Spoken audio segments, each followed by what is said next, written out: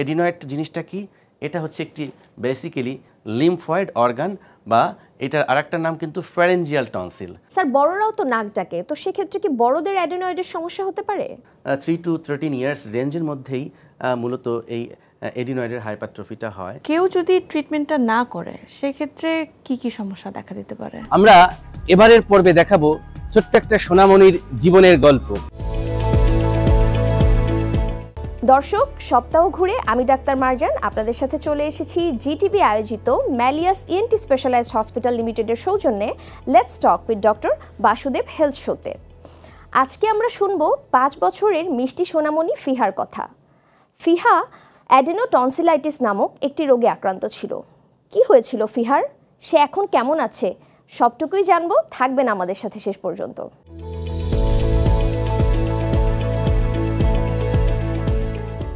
দর্শক, নাক কান গলার যে কোনো সমস্যার সমাধান খুঁজতে থাকুন আমাদের সাথে। চলুন পরিচিত হই আমাদের গেস্ট এক্সপার্টের সাথে। আমাদের সাথে আছেন নাক কান গলা রোগ বিশেষজ্ঞ এবং হেড নেক সার্জন ডাক্তার Basudeb Kumar Saha, senior consultant, head of the department, কেন্দ্রীয় পুলিশ হাসপাতাল Rajarbagh, Dhaka, chief consultant, Malleus ENT specialised hospital limited. Sir, আপনাকে অনেক অনেক স্বাগত আমাদের আয়োজনে। নিশ্চয়ই ভালো আছেন? Thank you doctor Marjan, GTV স্টুডিওতে আমাকে আমন্ত্রণ জানানোর জন্য। অসংখ্য ধন্যবাদ স্যার। দর্শক, এবার পরিচিত হব আমাদের বিশেষ অতিথির সাথে। আমাদের সাথে আছেন সাম্প্রতিক সময়ের জনপ্রিয় অভিনেত্রী নাফিসা চৌধুরী নাফা। নাফিসা আপু, কেমন আছেন? আপনাকে অনেক স্বাগত। থ্যাংক ইউ, আমি ভালো আছি। আপনি কেমন আছেন? আমিও অনেক ভালো আছি নাফিসা আপু। স্যার, আমরা তো শুরুতেই বললাম যে ফিহা অ্যাডেনোটনসিলাইটিসে আক্রান্ত ছিল। অ্যাডেনোটনসিলাইটিস সম্পর্কে জানবার আগে আপনার কাছে আমি একটু জানতে চাইবো অ্যাডেনয়েড জিনিসটা আসলে কি এবং এটা কেন হয়? এডিনয়েডের বিষয়টা নিয়ে কিন্তু আমাদের সাধারণ জনগণ খুব একটা বেশি জানে না বা বুঝতে পারে না জিনিসটা কোথায় থাকে, কি অবস্থায় থাকে। যে কারণে আমি একটি চিত্রের মাধ্যমে একটু বোঝানোর চেষ্টা করছি। সো ভিউয়ার্স, থাকুন আমার সাথে, দেখতে থাকুন আসলে এডিনয়েডটি মানবদেহের কোথায় থাকে। এই যে আমি যে পিকচারটি ডিসপ্লে করছি, একটু খেয়াল করুন। এই যে একটি মানুষের চিত্র, এখানে এই যে মার্কটা দেখতে পাচ্ছেন, এটাই কিন্তু মূলত এডিনয়েড। তো এটি কোথায় থাকছে? এই যে আমাদের নাক দিয়ে যে আমরা শ্বাস গ্রহণ করছি, এই যে আমি বোঝানোর চেষ্টা করছি, এবং তারপর কিন্তু এই জায়গাটার নাম হচ্ছে ন্যাজোফ্যারিংস। এখান থেকে শুরু করে এই পর্যন্ত হচ্ছে ন্যাজোফ্যারিংস, অর্থাৎ আমাদের যে শ্বাস নেওয়ার যে পথটা যদি আমরা চিন্তা করি, নাক থেকে শুরু করে ন্যাজল ক্যাভিটি, ন্যাজোফ্যারিংস, ওরোফ্যারিংস, ল্যারিঙ্গোফ্যারিংস, আলটিমেটলি আমাদের শ্বাসনালীতে বাতাসটা ঢুকে গেল। তো রাস্তার একদম সম্মুখ ভাগেই এই যে উপরের দিকে এই যে সফট প্যালেট বা যে আলা জিহ্বার চিত্রটা খেয়াল করছেন, আর এখানে এটা হচ্ছে বেস অফ দ্য স্কাল। তো এই জায়গাটির নাম হচ্ছে ন্যাজোফ্যারিংস। তো ন্যাজোফ্যারিংসের এই জায়গাটিতে যে টিস্যুটা আমি দেখাচ্ছি মার্ক করে, এটার নাম হচ্ছে এডিনয়েড। তাহলে এডিনয়েড জিনিসটা কি? এটা হচ্ছে একটি বেসিক্যালি, আমি যদি একটু মেডিকেলের ভাষায় বলতে চাই, এটি একটি লিম্ফয়েড অর্গান। লিম্ফয়েড অর্গান বা এটার আরেকটা নাম কিন্তু ফ্যারেঞ্জিয়াল টনসিল। তো অনেকে এই প্যালাটাইন টনসিল বা গলার মধ্যে যে টনসিলটা থাকে, এই যে আমি একটু দেখানোর চেষ্টা করছি, এই টনসিলটা অনেকে কিন্তু আয়নাতেও দেখে থাকে, তাই না? আমরা হাঁ করলে টনসিলটা বড় হলে কিন্তু আমরা টনসিলটা দেখতে পাই। যেটা দেখতে পাই সেটার নাম কিন্তু প্যালাটাইন টনসিল। এই যে আমি দেখানোর চেষ্টা করছি। কিন্তু এটা কিন্তু আসলে আমরা দেখতে পাই না, না আয়নায় দেখা যাচ্ছে, না হাঁ করলে দেখা যাচ্ছে। তো যে কারণে কিন্তু দর্শকরা বা সাধারণ মানুষ এটা সম্পর্কে জানে না। তো আমার মনে হয় যে আজকে এটা দেখার পরে বুঝতে পারবে যে কোন জায়গাটাতে এডিনয়েড থাকে। তো এই এডিনয়েড একটি লিম্ফয়েড অর্গান আমি বললাম, এটার পাশাপাশি আরও কিছু লিম্ফয়েড অর্গান রয়েছে, তার মধ্যে এডিনয়েড একটি। এবং এই যে তুমি খেয়াল করো, এই এখানে একটি ইউস্টেশন টিউবের একটা ওপেনিং আছে, এখানে একটা টিউবাল টনসিল নামক একটি টনসিল থাকে, এবং গলার ভেতরে থাকে দুটো ডান এবং বামে প্যালাটাইন টনসিল, এবং জিহ্বা, এই যে জিহ্বা, অনেকে কিন্তু এই জিনিসটা অনেকে দেখতে পায়, ছোটো ছোটো গোটা গোটা জিনিস জিহ্বার একদম পেছনের দিকে দেখা যায়। এগুলো নিয়েও কিন্তু অনেকে ভয় পেয়ে যায় যে আমার জিহ্বার পেছনে এরকম গোটা গোটা জিনিসটা কি। এবং সিম্পল এই জিনিসটা নিয়েও কিন্তু অনেক রোগী আমাদের চেম্বারে আসে যে স্যার, আপনি হাঁ করার পর জিহ্বার গোড়ার পেছনে দিকে একটু গোটা গোটা লক্ষ্য করা যায়। তো ওটা আসলে আর কিছুই না, ওগুলোকে বলা হয় লিঙ্গুয়াল টনসিল। তো এই যে যে জিনিসটা একটা রিং তৈরি করেছে না, এটা একটা এডিনয়েড, এটা একটা ফ্যারেঞ্জিয়াল টনসিল, এরপর টিউবাল টনসিল, প্যালাটাইন টনসিল, এবং বেজ অফ দ্য টাঙের আছে লিঙ্গুয়াল টনসিল। তো দেখুন সৃষ্টিকর্তা কতটা আমাদেরকে ভালোবাসেন। তিনি কিন্তু আমাদের শরীর আমাদেরকে সৃষ্টি করার পর আমাদের শরীরের প্রোটেকশন ব্যবস্থাও কিন্তু তিনি দিয়ে দিয়েছেন, তাই তো? প্রোটেকশন ব্যবস্থা দিয়ে দিয়েছেন, যার ফলে কি হয় যে আমরা যাতে এই যে খাবারের সাথে মুখ দিয়ে যখন আমরা আহার গ্রহণ করছি, নাক দিয়ে শ্বাস গ্রহণ করছি, খাদ্যের সাথে বাতাসের সাথে কোনো জীবাণু যদি আমাদের ভেতরে প্রবেশ করতে যায়, সঙ্গে সঙ্গে এখানে একটি সিকিউরিটি গার্ড হিসেবে যে রিং তৈরি করা আছে, এরাই কিন্তু প্রথমে আমাদেরকে বাধা দিচ্ছে। কীভাবে বাধা দিচ্ছে? যেহেতু লিম্ফয়েড অর্গান, এই লিম্ফয়েড অর্গানের মধ্যে রয়েছে বি লিম্ফোসাইট নামক একটি জিনিস, যেটি আমাদের শরীরে ইমিউনিটি বা অ্যান্টিবডি তৈরি করে। এই অ্যান্টিবডিটা জীবাণুদের বিরুদ্ধে লড়াই করে, এবং লড়াই করে সেটা কি ভাইরাস, ব্যাকটেরিয়া এগুলোকে আমাদের দেহ থেকে বের করে দিচ্ছে। তো এখন লড়াই করতে যেয়ে ওরা কিন্তু অনেক শক্তিশালী হওয়ার চেষ্টা করে। শক্তিশালী বলতে বোঝাচ্ছি আমি, ওরা জীবাণুদের এগেনস্টে যখন বারবার অংশগ্রহণ করে তখন সাইজে বড় হতে থাকে, আর বড় হলেই সেই কন্ডিশনটিকে বলা হয় হাইপারট্রফি। এই যে আমি একটু দেখাচ্ছি এই চিত্রের মাধ্যমে, খেয়াল করুন, এটা যখন বড় হয়ে যাচ্ছে তখন জিনিসটা কিন্তু এরকম হয়ে গেল। তো জিনিসটা যখন বড় হয়ে যাচ্ছে সেই কন্ডিশনটির নাম হচ্ছে এডিনয়েডস। তো আজকের আলোচনাটা কিন্তু আমাদের এটা নিয়েই, adenotonsillitis. Thank you doctor Marjan. অসংখ্য ধন্যবাদ স্যার। আমরা এডিনয়েড সম্পর্কে অত্যন্ত গুরুত্বপূর্ণ কিছু তথ্য জানলাম। তো এই এডিনয়েডের উপসর্গ কি, মানে কি কি সিমটম দেখলে আমি বুঝবো যে এই ধরনের সমস্যা হচ্ছে, এডিনয়েডের সমস্যা হচ্ছে?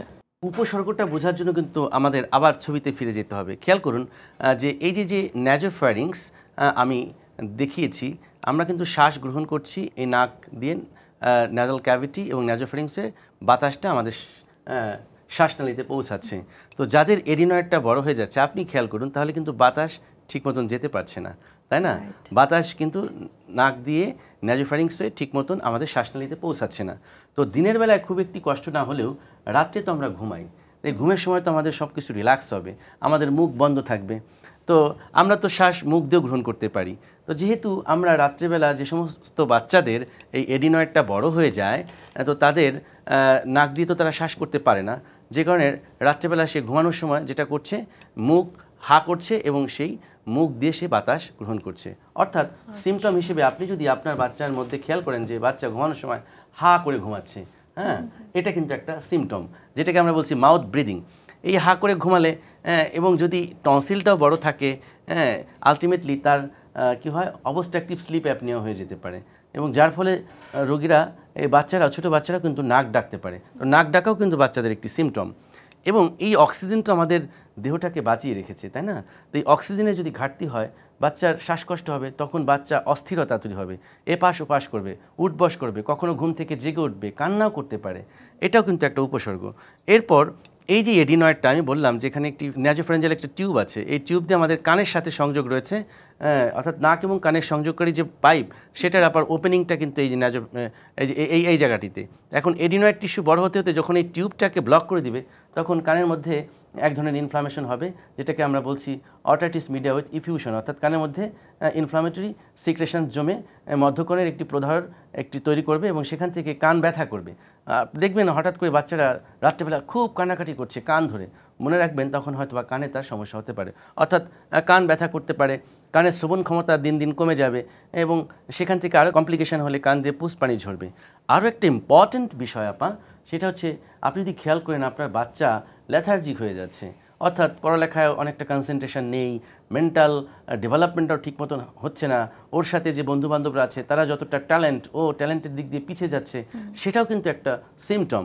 সেটা কি কারণে হচ্ছে? দেখুন, আমাদের যে একটা গ্রোয়িং ফেজে বাচ্চাদের মেন্টাল ডেভেলপমেন্টটা কিন্তু এই বয়সে সবচেয়ে বেশি হয়, এবং এই ডেভেলপমেন্টের জন্য আমাদের পিওর অক্সিজেনেশনের প্রয়োজন আছে। এই যে নাক দিয়ে যখন পিওর অক্সিজেন আমাদের ফুসফুস হয়ে আমাদের প্রতিটা সেলে পৌঁছাবে, স্পেশালি ব্রেনের যে সেলগুলোতে পৌঁছাবে, তখন আমাদের নিউরো ডেভেলপমেন্টটা করাবে। মেধা, বুদ্ধি, বিচক্ষণতা, দক্ষতা, আইকিউ, এই জিনিসগুলো কিন্তু এই সময়টাতেই ডেভেলপ হয় বাচ্চাদের, এবং এটা কিন্তু একটা সার্টেন পিরিয়ডের পর আস্তে আস্তে কমতে থাকে। তো যেই সময়টাতে ওর বাড়বে, আর সেই সময়টাতে যদি ও বাধার সম্মুখীন হয়ে যায়, তাহলে তো এই ছেলেটি অথবা মেয়েটি মেধার দিক দিয়ে পিছিয়ে গেল, পড়ালেখা ঠিক মতন বুঝছে না, ক্লাসে অমনোযোগী, তাই না? আস্তে আস্তে সে পিছিয়ে যাচ্ছে। তো এটাও কিন্তু একটা চেঞ্জ, অর্থাৎ বাচ্চাদের আইকিউটাও কমে যায়।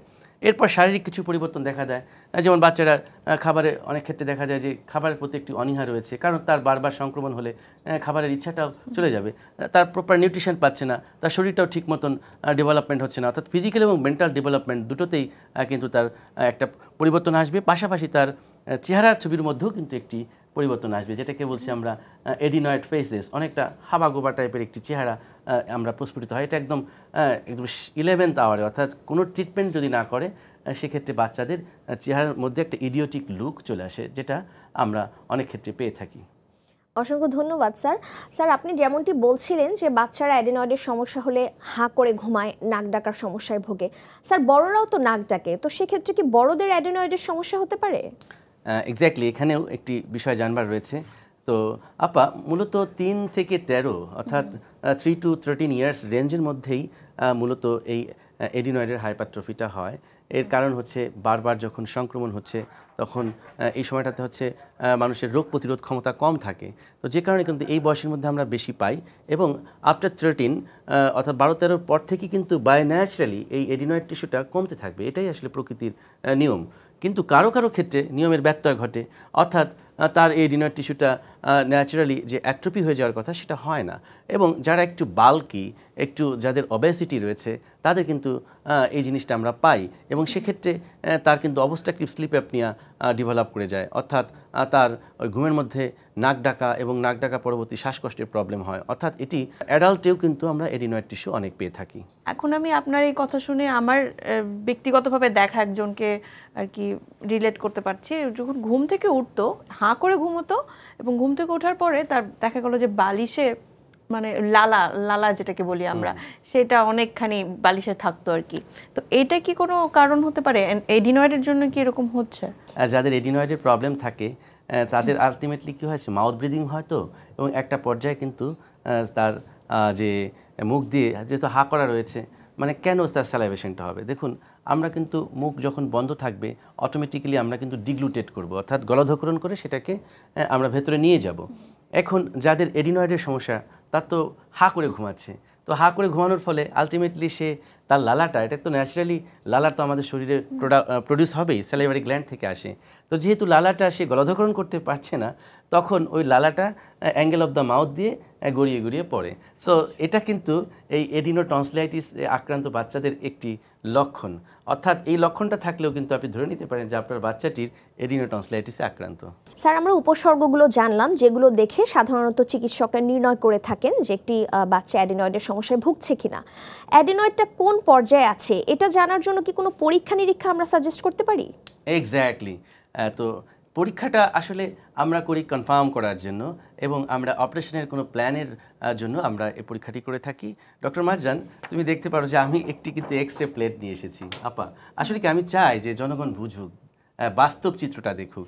এটা কিন্তু গতকাল আমার চেম্বারে একজন অভিভাবক তার বাচ্চাকে নিয়ে আসে, তো তার বাচ্চার এই সমস্যাগুলো, তখন আমি ধারণা করলাম যে তার এডিনয়েড বড় হতে পারে, যে কারণে আমি সিম্পল তাকে একটি এক্স-রে ন্যাজোফ্যারিংস সাজেস্ট করলাম, এবং সেই ন্যাজোফ্যারিংসটা এক্স-রে ন্যাজোফ্যারিংস ল্যাটারাল ভিউ, এই এক্স-রেটা করে সে যখন আমাকে দেখালো, এবং আমি খেয়াল করলাম, অর্থাৎ এই এক্স-রেটা আমি একটু দেখানোর চেষ্টা করছি, খেয়াল করুন আপনারা, এই হচ্ছে তার সেই এক্স-রেটি, এবং সেখানে আমি দেখতে পাচ্ছি যে সাদা যে শ্যাডোটা আপনারা খেয়াল করছেন, আপা আপনি খেয়াল করেছেন, প্রিয় দর্শক আপনারাও নিশ্চয়ই খেয়াল করছেন, এই যে সাদা যে জায়গাটি, এটা কিন্তু দেখুন, এটা এই যে এখান থেকে শুরু এই পর্যন্ত হচ্ছে আমাদের ন্যাজোফ্যারিংসের আয়তন, তার মানে বলবো যে প্রায় 2/3 বেশি অংশ কিন্তু সে ব্লক করে রেখেছে, রাইট?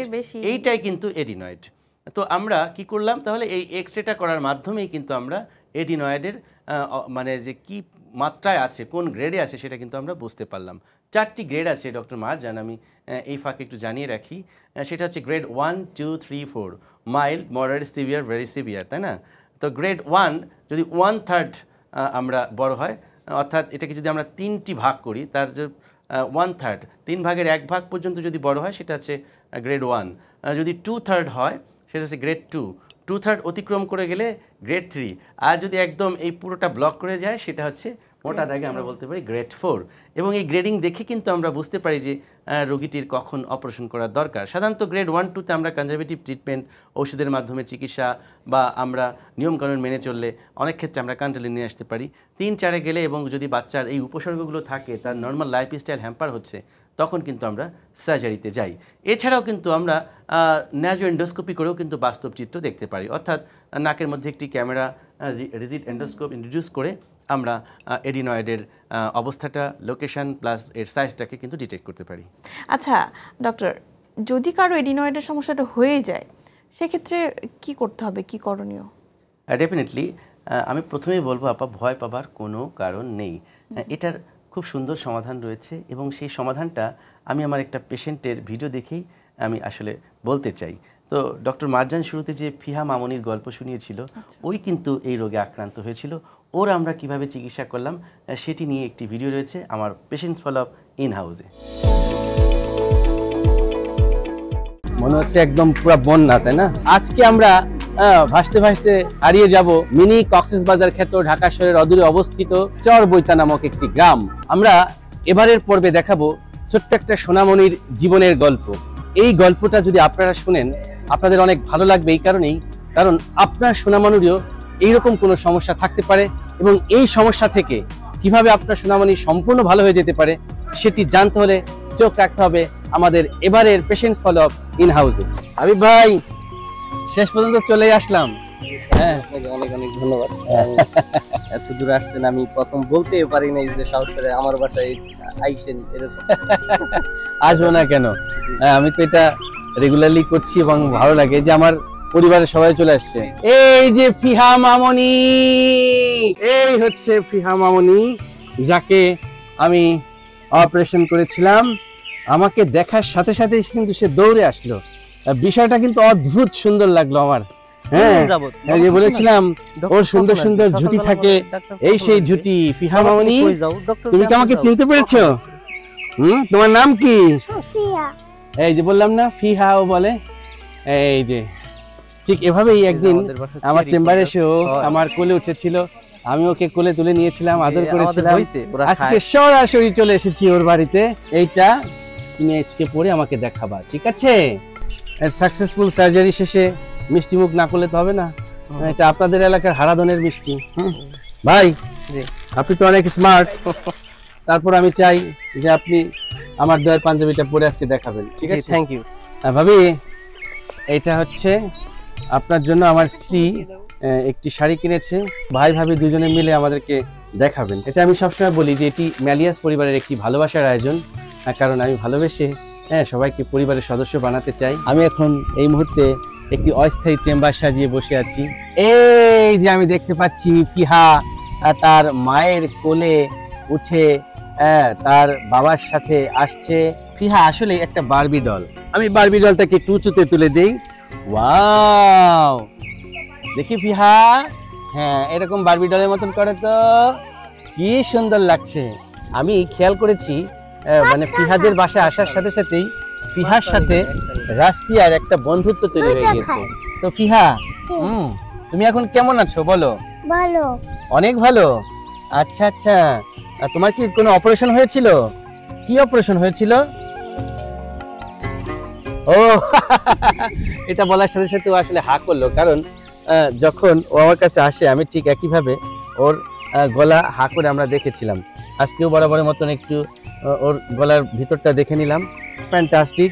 গলার ভিতরে এখন সেই টনসিলও নেই, সেই এডিনয়েডও নেই।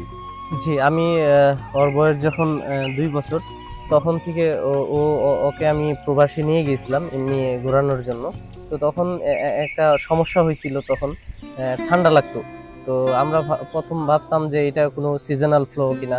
তো ওখানে ডাক্তার দেখাইছি, ওরা খুব ভালো বুঝতে পারে নাই। দেশে চলে আসি, দেশে ওদেরকে পাঠিয়ে দেওয়া হয়, আর আমি তো প্রবাসেই থাকি।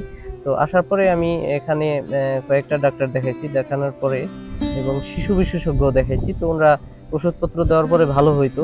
তো হওয়ার পরে আবার 1 সপ্তাহ না যেতেই আবার হাসি কাশি শুরু হয়ে যেত। আমরা ওকে কোনো ঠান্ডা এবং ফ্রিজ ছাড়াও কোনো নর্মাল খাবার খাওয়াইতে পারতাম না, কারণ ওর অনেক ঠান্ডা এবং কাশি, সাথে জ্বর। মনে হইতো যে ওর অনেক কষ্ট হইতেছে, কিন্তু নাক তো এমন অবস্থা, মানে বড় মানুষ যেমন নাক ডাকতেছে ওরকম নাক ডাকতো, মানে এত শব্দ, পাশে একটা মানুষ শুয়ে থাকাটাই মানে হয়ে যাইতো, এত শব্দ হইতো। হা করে ঘুমাইতো, গলা শুকায় গেত, পানি দিতাম ফিটারে, যে গলা শুকায় গেছে হয়তো এর জন্য এই অবস্থা। পানি খাওয়ার পরেও সেম সমস্যা। কি হয়েছিল আমি একটু ব্যাখ্যা করি এই মুহূর্তে। আপনারা দেখুন, আমি যদি ফিহার একটি ছবি আঁকি, নাকের ছিদ্র দিয়ে বাতাস এভাবে ঢুকে মানব দেহে এবং এটা আলটিমেটলি শ্বাসনালীতে হয়ে ফুসফুসের মধ্যে আসে। আর এটা হচ্ছে জিহ্বা, এই দুটো হচ্ছে টনসিল, এটা আলা জিহ্বা। আমরা ফিহার খাতে লক্ষ্য করেছিলাম এই যে একটি জিনিস আমি আঁকলাম, এটা হচ্ছে এডিনয়েড। আপনারা এখন চিন্তা করুন, এটি যদি এভাবে ব্লক করে রাখে তাহলে কিন্তু দম নেওয়ার জায়গাটা বন্ধ হয়ে গেল, রাইট? এই নাক দিয়ে যে বাতাসের যে গতি এদিক দিয়ে যে যাবে সেটা বাধাগ্রস্ত হচ্ছে। কেন? কারণ একটা এডিনয়েড বড় হয়েছে। এই এডিনয়েডটাই ছিল তার শত্রু, সাথে ছিল টনসিলগুলো ফোলা। এই টনসিল ফোলার কারণে এবং এডিনয়েড বড় হওয়ার কারণে ওর এই কষ্টগুলো হতো। আপনার এখন কি অবজারভেশন অপারেশনের পর? জি আলহামদুলিল্লাহ, আমি তো খুবই খুশি এবং আমার মনে হয় মাঝে মাঝেই আটকে উঠি, আজকে থেকে কি আবার শুরু হবে নাকি আগের মতো কাশি, এরকম মনে হয়। কিন্তু আলহামদুলিল্লাহ, যেহেতু 1 মাস 1 সপ্তাহ পের হয়ে গেছে, আগে তো 5 দিনের বেশি ভালো থাকতো না কখনোই। যত ভালো অ্যান্টিবায়োটিক এবং ইনজেকশন দেওয়ার পরে 2 থেকে 5 দিন ভালো থাকতো। আলহামদুলিল্লাহ 1 মাস 1 সপ্তাহ পার হয়ে গেছে, একটা ফোঁটা মেডিসিন তার শরীরে পড়ে নাই। আলহামদুলিল্লাহ অনেক ভালো আছে। যেই সমস্যাটি তার মধ্যে ছিল সেটি যেহেতু দূর হয়ে গেছে, আর তাই তো ফিহা এখন ভালো হয়ে গেছে। অসম্ভব সুন্দর স্যার। ফিহা এবং তার পরিবারের মানুষের মুখে হাসি এবং স্বস্তি দেখে সত্যিই কিন্তু খুব ভালো লাগলো। স্যার, আপনার কাছে আমি একটু জানতে চাই, আপনি যে ফিহার এত সুন্দর একটা অপারেশন করেছেন, আমাদের যারা বাচ্চাদের বাবা মারা আছে তাদের কিন্তু খুব একটা চিন্তার জায়গা থাকে যে এই অ্যাডেনো টনসিল অপারেশন করলে এটি কি আবার হতে পারে বা এগুলো কি আবার ফেরত আসতে পারে কিনা, এই বিষয়ে স্যার কিছু বলবার আছে। Thank you doctor Marjan. এই প্রশ্নটা কিন্তু আপা আমাকে প্রায় ফেস করতে হয়। আসলে আমি জানাতে চাই যে এই ধরনের অপারেশনটা যদি আমরা 100% ভালোভাবে করতে পারি সেক্ষেত্রে আসলে এটা দ্বিতীয়বার হওয়ার কোনো সম্ভাবনা নেই। তবে একটি বিষয় আছে যে এডিনয়েড টনসিলটা তো আমরা খুব সুন্দর করে বের করে আনতে পারলাম টনসিলেক্টমি করার মাধ্যমে। আর এডিনয়েড যেটা, এটার কয়েকটা প্রসিজিউর আছে, যে অনেকে ব্লাইন্ড প্রসিজিউর আমরা করছি, অর্থাৎ ডিসেকশন মেথডে। আর এখন হচ্ছে যে আধুনিক যে টেকনোলজিটা এসেছে যে আমরা এটা কোবলেটর সিস্টেমে বের করতে পারছি। কোবলেটরটা এমনই একটা সিস্টেম যেখানে রেডিও ফ্রিকোয়েন্সির একটি ফাংশন রয়েছে। আমরা ক্যামেরায় দেখে দেখে পুরো এডিনয়েড টিস্যুটাকে নিয়ে আসতে পারছি, অর্থাৎ এডিনয়েডের কোনো রেমনেন্ট আমরা রাখছি না। অর্থাৎ আমরা যদি 100% এডিনয়েড টিস্যুটাকে নিয়ে আসতে পারি এবং সেটা ক্যামেরায় দেখে দেখে, সেক্ষেত্রে আসলে এটি রিকার করার সম্ভাবনা বলা যেতে পারে প্রায় শূন্যের কোঠায়। তবে তারপরও যদি কারো হয়ে থাকে, ভয় পাওয়ার কোনো কারণ নেই, এটিরও সঠিক সমাধান রয়েছে। এখন দেখা যাচ্ছে ফিহা তো ট্রিটমেন্ট করে ভালো হয়ে গেল, এখন কেউ যদি ট্রিটমেন্টটা না করে সেক্ষেত্রে কি কি সমস্যা দেখা দিতে পারে? সমস্যা আসলে ট্রিটমেন্ট না করালে যেটি হবে, যে উপসর্গগুলো ছিল সেই উপসর্গগুলো আস্তে আস্তে তার মধ্যে আরও জটিলতা তৈরি করবে। দেখুন, একটি বাচ্চা যদি ঠিক মতন শ্বাসই করতে না পারে, ঠিক মতন অক্সিজেন দিতে না পারে, তাহলে তো তার যে মেমোরিটা, যেটা আমি বলছিলাম যে নিউরো ডেভেলপমেন্ট, সেই মেমোরির দিক দিয়ে কিন্তু সে পিছিয়ে গেল, তার যে মেধার যে বিকাশ ঘটলো না।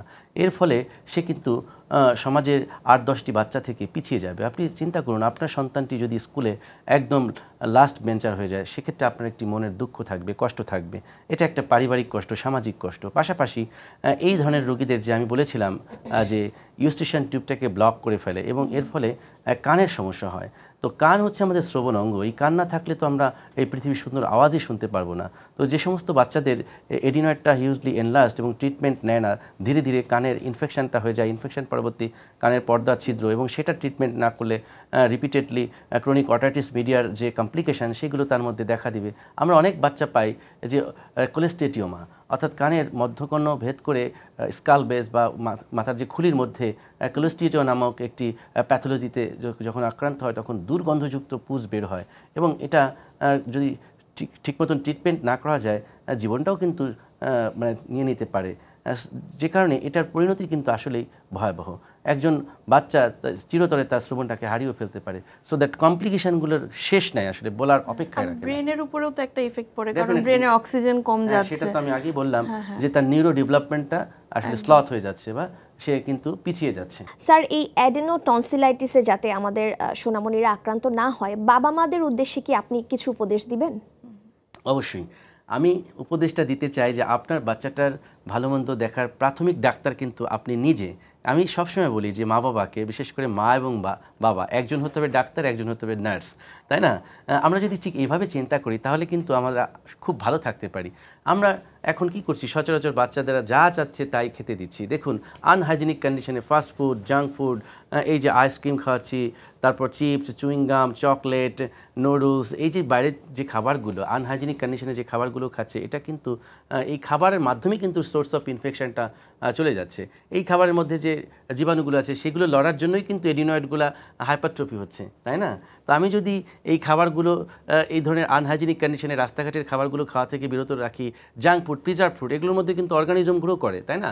আপনি একটি পাউরুটি, আপনি একটু স্যান্ডউইচ, আপনি ক্রিম মাখানো যে মানে খাবারগুলো আছে বাচ্চারা খেতে খুব পছন্দ করে, তো সেটার মধ্যে তো অর্গানিজম গ্রো করে আছে, ও খাবে আর ব্যাকটেরিয়া ঢুকাচ্ছে, আর সেই ব্যাকটেরিয়াগুলোকে মারার জন্য ওর এডিনয়েড, ওর টনসিল অস্থির হয়ে যাচ্ছে, আলটিমেটলি কিন্তু টনসিল এডিনয়েড কিন্তু সংক্রমণ হয়ে গেল।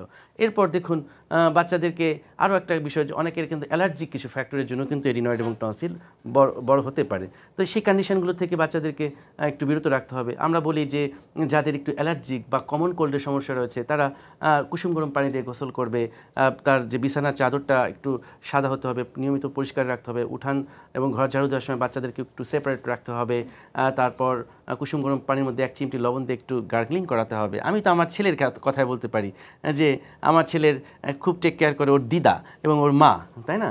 আমি ডাক্তার হওয়ার পরে ব্যস্ত থাকার পরে খুব বেশি সময় দিতে না পারলেও ওর দিদা এবং ওর মা সারাক্ষণ ওদের টেক কেয়ার করে। আমার ছেলেরও কিন্তু আমি খেয়াল করলাম যে হঠাৎ করে টনসিলটা একটু ফুলে গিয়েছে। আমি ইএনটি সার্জন, আমি চিন্তা করলাম শেষ পর্যন্ত কি আমার ছেলেরই অপারেশন করা লাগবে। তো আমি ওর দিদাকে বললাম ওকে নিয়মিত গার্গলিং করাতে থাকেন, কুসুম গরম পানির মধ্যে 1 চিমটি লবণ, আলটিমেটলি কিন্তু নর্মাল স্যালাইন তৈরি হয়ে গেল। নর্মাল স্যালাইন কিন্তু আমাদের শরীরের রোগ প্রতিরোধ ক্ষমতা তৈরিতে অনেক সহযোগিতা করে। এবং ওকে আমি বললাম যে ঠান্ডা খাবারটা 100% বিরত থাকতে হবে, ফ্রিজের খাবার দেওয়া যাবে না। তারপর ওর যেখানে ঘুমাচ্ছে এসিটাকে বন্ধ করে রাখতে হবে, ফ্যানের নিচে বেশিক্ষণ থাকতে পারবে না, ও ঘামলে সঙ্গে সঙ্গে রুমাল দিয়ে গলাটা মুছে ফেলতে হবে। এই জিনিসগুলো হচ্ছে মানে বলা হয় টোটকা ট্রিটমেন্ট বা হোম রেমেডি, ঘরে বসে এটা ট্রিটমেন্ট। একটু আদা চা খেতে হবে, হ্যাঁ। তারপর এগুলো বলার পর আমি দেখেছি যে ওর দিদা এইগুলো মানে ফ্রিকোয়েন্টলি করছে এবং আমার ছেলে রাজদিব্য তার এই প্রবলেমটা এখন 100% সলভ হয়ে গিয়েছে। স্যার খুব সহজে খুব চমৎকারভাবে এত সুন্দর উপদেশ দিয়েছেন আমাদের দর্শকদের উদ্দেশ্যে। দর্শক গল্পে গল্পে কিন্তু আমরা অ্যাডেনোটনসিলাইটিস নিয়ে আজকে অনেক কিছু জানলাম। নাফিসা আপু, আপনি তো অনেক ব্যস্ত থাকেন, তার মধ্যে আমাদের আজকে সময় দিয়েছেন। আপনার জন্য কিন্তু আজকে একটি বিশেষ উপহার আছে। আমাদের এই আয়োজনের নিবেদক ম্যালিয়াস ইএনটি স্পেশালাইজড হসপিটাল লিমিটেডের পক্ষ থেকে আপনার জন্য থাকছে একটি গোল্ড মেম্বারশিপ হেলথ কার্ড। দর্শক, ম্যালিয়াস ইএনটি স্পেশালাইজড হসপিটাল লিমিটেডের পক্ষ থেকে আমাদের বিশেষ অতিথির কাছে গোল্ড মেম্বারশিপ হেলথ কার্ডটি প্রদান করার জন্য আছেন উক্ত হাসপাতালের চেয়ারম্যান সুদেব সাহা এবং managing director Aditi Majumdar. Chairman sir, এই যে এত সুন্দর একটি উপহার আমাদের বিশেষ অতিথিকে দেয়া হলো, এই গোল্ড মেম্বারশিপ হেলথ কার্ডটির মাধ্যমে তিনি কি কি সুবিধা পেয়ে থাকবেন? জি, আপনাকে ধন্যবাদ। প্রিয় দর্শক, আপনারা জেনে থাকবেন যে Malleus ENT specialised hospital limited রোগীদের স্বাস্থ্য সেবার কথা চিন্তা করে একটি ব্যতিক্রমধর্মী এবং যুগান্তকারী পদক্ষেপ গ্রহণ করেছে এই হেলথ কার্ড প্রদানের বিষয়ে। তো আপনিও জেনে থাকবেন যে যারা সম্মানিত card holder, health card holder আছেন এবং তার পরিবারের সকল সদস্যবৃন্দ আমাদের Malleus ENT specialised hospital limited থেকে বিভিন্ন ধরনের সুযোগ সুবিধা পেয়ে থাকবেন। স্পেশালি জরুরি চিকিৎসা সেবা আপনি পেয়ে যাবেন এবং আমাদের chief consultant doctor Basudeb Kumar Saha স্যারের আপনার ফ্রি কনসালটেশন সেবাটিও পেয়ে যাবেন এই কার্ডের মাধ্যমে। এটা অনেক বড় একটা প্রিভিলেজ। Thank you. দারুণ, ধন্যবাদ। অদিতি ম্যাডাম, আপনার কেমন লাগছে আজকে আয়োজনে আসতে পেরে? অনেক ভালো লাগছে, বিশেষ করে নাক কান গলার যেসব কুসংস্কার আছে বা লোকজন যা জানে না, সাধারণ জনগণ, সেগুলো যে আমরা এই অনুষ্ঠানটার মাধ্যমে জানাতে পারছি, এই জন্য আমার অনেক ভালো লাগছে। অসংখ্য ধন্যবাদ স্যার, ম্যাডাম, আপনাদের দুজনকে আমাদের সাথে থাকবার জন্য। নাফিসা আপু, আমাদের এই আয়োজনে আজকে আসতে পেরে আপনার কেমন লাগছে? আমি এখানে আসতে পেরে আমার খুবই খুশি লাগছে। আমি মানে আই এম ভেরি লাকি যে আমাকে আজকে আপনারা এখানে ওই অনুষ্ঠানে নিয়ে এসেছেন। অসংখ্য ধন্যবাদ আপু। স্যার, আপনাকে অসংখ্য ধন্যবাদ। এত সুন্দর সহজভাবে এই যে আমাদের দর্শককে সচেতন করবার উদ্দেশ্যে চমৎকার একটি আলোচনা উপহার দিয়েছেন। আশা করি সামনে আমরা আরও ভালো কিছু নিয়ে আলোচনা করতে পারবো। Thank you doctor Marjan. প্রিয় দর্শক, আমি একটি বিষয়ে জানাতে চাই, যারা অভিভাবকরা আছেন, আপনার সোনামণিকে নিয়ে যারা খুব দুশ্চিন্তা আছেন, ভয় পাবেন না। এই ভিডিওটি দেখে নিশ্চয়ই আপনারা সচেতন হবেন, কারণ এই সচেতনতায় পারে আমাদেরকে মুক্তি দিতে। Thank you very much. দর্শক, নাক কান গলা ঘাড় মাথার যে কোনো সমস্যার সমাধান নিয়ে আমাদের সাথে কথা বলুন। আমাদেরকে ফোন করুন 014099777862 এই নম্বরে, অথবা আমাদেরকে চিঠি লিখুন Malleus ENT specialised hospital limited, 24/1 Shan tower, Shantinagar, Dhaka এই ঠিকানায়। দর্শক, আমাদের এই আয়োজনটি দেখতে প্রতি শনিবার রাত 8:30টায় জিটিভির পর্দায় চোখ রাখুন। পুনঃপ্রচার দেখতে পাবেন প্রতি মঙ্গলবার সকাল 8:30টায়। সবাই ভালো থাকুন, সুস্থ থাকুন।